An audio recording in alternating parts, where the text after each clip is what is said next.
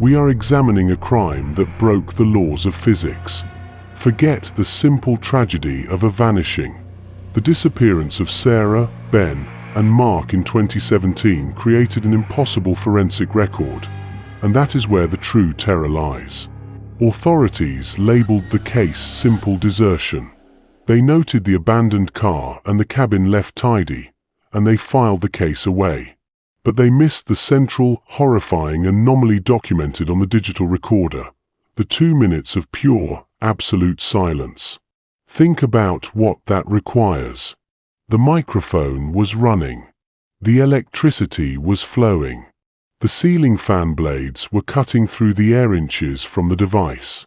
Yet, for exactly 120 seconds, the tape registers a complete absence of all ambient noise. The fans hum, the lanterns hiss, the sound of the victim's own breathing, it was all physically erased. This wasn't a malfunction.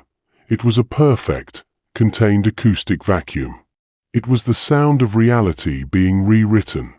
The key to the entire case is the precise, intentional nature of that void. Something in that cabin possessed the ability to neutralize sound waves entirely, creating a pocket of terrifying, manufactured quiet. And then, in the final seconds of that impossible silence, the microphone registered the violation. A single, isolated audio signature that should not exist. Our analysis confirms that signature was the sound of the room itself being forced back into reality, and it dragged one final thing along with it: a guttural, non-human articulation, captured directly over the microphone, confirming that whatever caused the silence was standing literally inches from the device. By the time this video concludes, you will hear that impossible sound, and you will understand why the police still cannot explain what happened inside the cabin during those 2 minutes when the world went silent.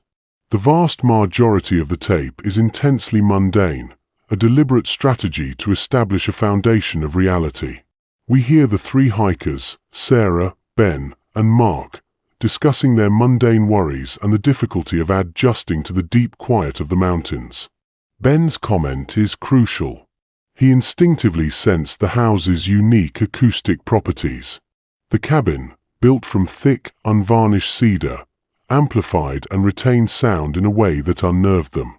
This acoustic oddity was the first warning sign that the environment itself was abnormal. The night of the vanishing, hour 71. The group is inside, preparing for bed. The atmosphere is tense, but still normal. Then, we get the initial disturbance. They rationalize the sound as a falling branch or a loose log rolling down the mountainside. But when we isolated the frequencies immediately following that thud, the spectral analysis showed a measurable, distinct drop in the ambient noise floor. The sounds of distant nocturnal animals, the gentle flow of the creek, they all subtly faded. This proves that the thud wasn't just a sound.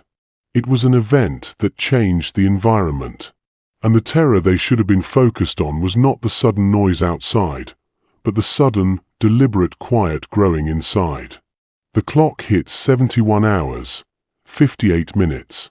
This is the moment the ambient sound vanishes. The 3 hikers are still talking. We can lip-read their final, panicked dialogue from the police photos, but the microphone cannot register their voices. It registers nothing. We have to emphasize the impossibility of this. The devices in the room are operational. There is no power surge, no magnetic interference. It is a total acoustic vacuum, lasting precisely 120 seconds. This is the sound of reality being fundamentally altered. The atmosphere in that cabin became so contained, so isolated, that sound waves, the very vibrations that carry human speech and environmental noise, could not exist. They were not just isolated from the outside world, they were isolated from themselves. They were trapped inside a prison of silence. And the forensic file confirms this.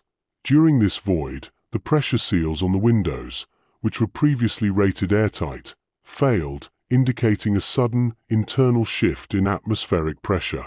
Something was pulling the sound out. The entire premise of this case rests on one question. What, if anything, survived the silence? Our forensic audio team used extreme frequency isolation to strip away the emptiness, searching for residual, non-ambient noise. And they found it. Exactly 30 seconds before the silence ends, a complex signature pierces the vacuum. It is not a voice. It is not a struggle. It is the distinct acoustic signature of the initial thud from outside, the one the hikers dismissed an hour earlier. But it is warped, distorted, and reversed. It sounds like the noise was played backward, compressed, and returned to the room. The implication is chilling. Whatever entered that cabin did not break the silence. It was responsible for creating it. And in the act of collapsing the acoustic field, it somehow drew the previous sound wave back into the present moment. The sound they heard earlier was not a warning of something arriving. It was the acoustic signature of reality being reset, and it was dragged back across the threshold, confirming that the environment was actively manipulated. The 2 minutes of silence end abruptly. The natural hum of the world rushes back onto the tape for a fraction of a second. The system is reset. But in that instant, just as the power source is cut off and the recorder goes dead, one last audio event is captured. It is an extremely low-frequency vocalization. We had to use complex filtering to separate it from the sudden environmental noise, but the signature is undeniable. It is a single, short syllable, a dry, mechanical exhalation. It is pitched far below the typical human vocal range, and the proximity to the microphone is absolute. It was not a sound made from across the room.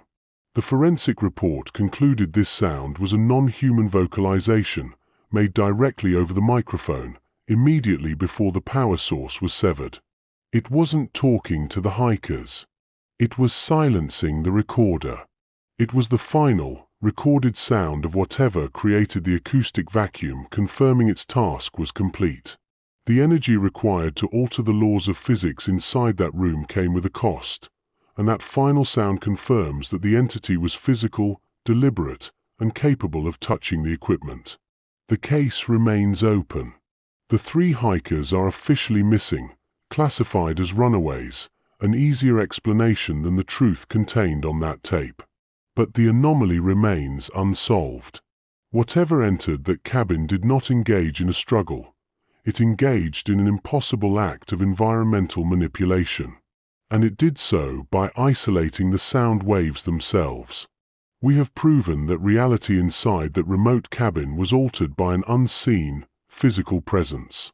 The terror is knowing that if the environment can be manipulated in this way, if silence can be weaponized, then no reality is safe, and no location is truly remote. The echoing cabin is still out there. Now that you've heard the full, forensic tape, what do you believe created that impossible sound vacuum? Comment below. And subscribe, because we're investigating another real-life vanishing where the only evidence left was a single, unexplained frequency captured on a security camera, an anomaly that matches the pattern of the thud from Black Kettle Pass.